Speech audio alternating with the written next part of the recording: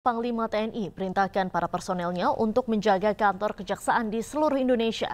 Namun sejumlah pihak menilai mandat tersebut dianggap menyalahi regulasi.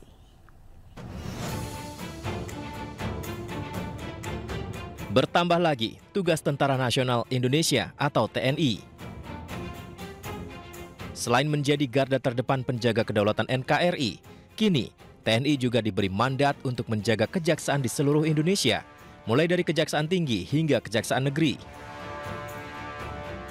Tugas tersebut tertuang dalam telegram Panglima TNI Jenderal Agus Subianto 6 Mei 2025, berisi perintah pengerahan personil dan alat perlengkapan dalam rangka dukungan pengamanan Kejati dan Kejari di seluruh Indonesia. Dalam penjagaan tersebut, TNI akan turunkan sejumlah personil sebanyak 1 peleton di kantor Kejati dan 1 regu di kantor Kejari. TNI AD menyatakan pengamanan ini merupakan kerjasama TNI dengan Kejaksaan. Sementara Kejagung pastikan tidak akan ada intervensi penegakan hukum oleh TNI. Kadis Penat Brigjen Wahyu Yudayana pun menegaskan TNI akan bertugas profesional. Namun penugasan ini menimbulkan sejumlah tanda tanya karena perintah ini dinilai bertentangan dengan berbagai regulasi, terutama konstitusi, Undang-Undang Kekuasaan Kehakiman, Undang-Undang Kejaksaan, Undang-Undang Pertahanan Negara, dan Undang-Undang TNI yang mengatur secara jelas tugas dan fungsi pokok TNI. Keterlibatan TNI dalam pengamanan Kejaksaan Agung dan Kejaksaan Tinggi kini tengah menjadi sorotan. Namun Kejaksaan menegaskan bahwa pengamanan ini merupakan bagian dari nota kesepahaman antara kedua institusi negara.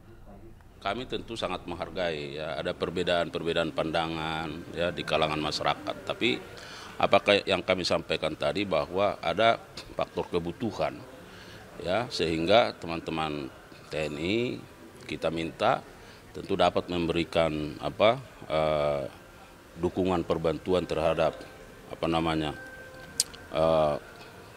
itu. Nah, yang kedua tentu kalau terkait soal pemahaman, apakah ini bukan merupakan objek yang vital dan seterusnya ini. Nah, kami memaknai karena ini merupakan objek negara ya, objek vital negara yang sangat strategis. Ya, kami memiliki kebutuhan itu ya dalam rangka mengamankan aset-aset itu, ya mengamankan fisiknya, ya tentu ada MOU-nya. Nah, jabaran MOU itulah yang harus dilaksanakan. Kalau enggak, untuk apa MOU? Ya kan? MOU itu kan karena ada 2 lembaga yang memiliki tugas fungsi berbeda dan dikolaborasikan. Supaya apa? Supaya tugas-tugas pemerintahan itu berlangsung dengan cepat, agile. Sementara itu, Koalisi Masyarakat Sipil menilai kehadiran TNI di ruang sipil menyalahi aturan dan konstitusi. Tidak ada urgensi ancaman di ruang sipil yang mengharuskan pengerahan anggota TNI di sektor sipil.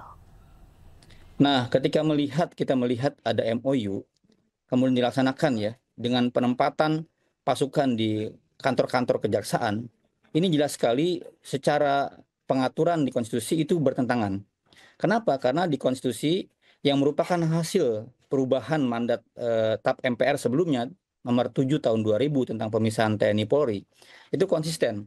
TAP MPR 7 kemudian Undang-Undang 105 pasal 30 misalnya ayat 3 ayat 4, kemudian dilanjutkan dengan Undang-Undang Pertahanan 3 2002, Undang-Undang TNI 34 2004, dan terakhir Undang-Undang TNI revisi ya 3 2025, itu menempatkan definisi semuanya, baik tentara maupun tentara kelembagaan, itu fokusnya urusan pertahanan. Pertahanan dan apa sih?